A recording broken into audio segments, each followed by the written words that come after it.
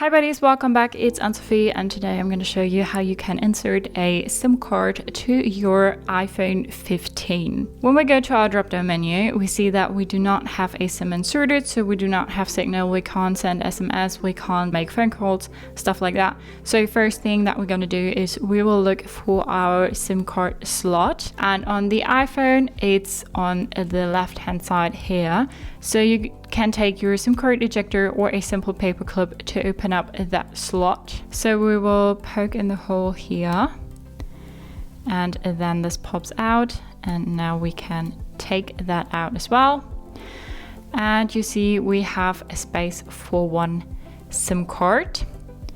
So we'll take our SIM card and put that right in. And then we'll take the whole thing and put it back in the phone. So naturally, we need to unlock our SIM card now.